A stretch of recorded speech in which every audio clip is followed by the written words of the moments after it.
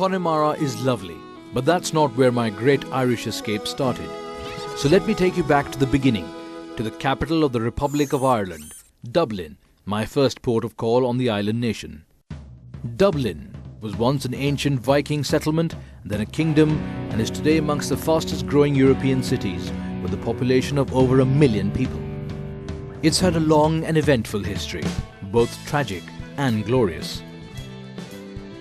For the first-time visitor, Dublin appears youthful despite its ancient moorings, and packed with the must-do and must-see. History, architecture, music, literature, nightlife, theatre, great bars, and of course, the ever-welcome pint of Guinness. But I was only passing through. After wandering around taking in the sights and atmosphere of an uncharacteristically sunny Dublin, I found myself drawn to a historic place of learning, originally situated outside the medieval city walls. Of course, Dublin has grown all around it since. Trinity College, officially known as the College of the Holy and Undivided Trinity of Queen Elizabeth near Dublin. It was established in 1592 by, no surprises, Queen Elizabeth I. It is today amongst the top academic institutions in the world. But I wasn't here to enroll. I was here to see the Long Room.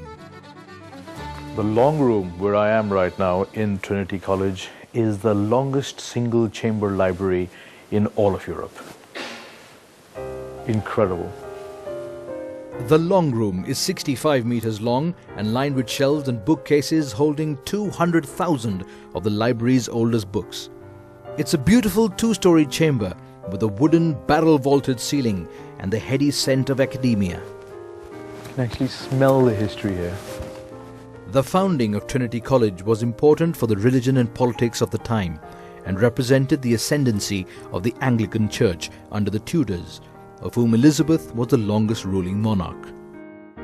Considering that the first University of Dublin was created by the Pope, the establishing of Trinity College became a symbol of Elizabeth's rule over Ireland and of her independence from the Roman Catholic Church.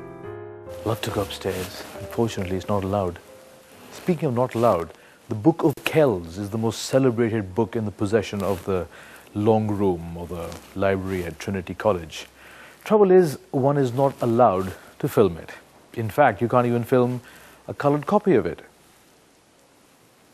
You can have a look at it though. The Book of Kells is a compilation of the 4 Gospels of the life of Jesus Christ, with exquisite illustrations, calligraphy and embellishments.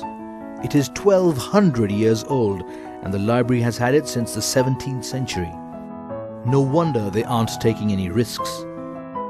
Amongst the Long Room's prized possessions is the oldest surviving Irish harp.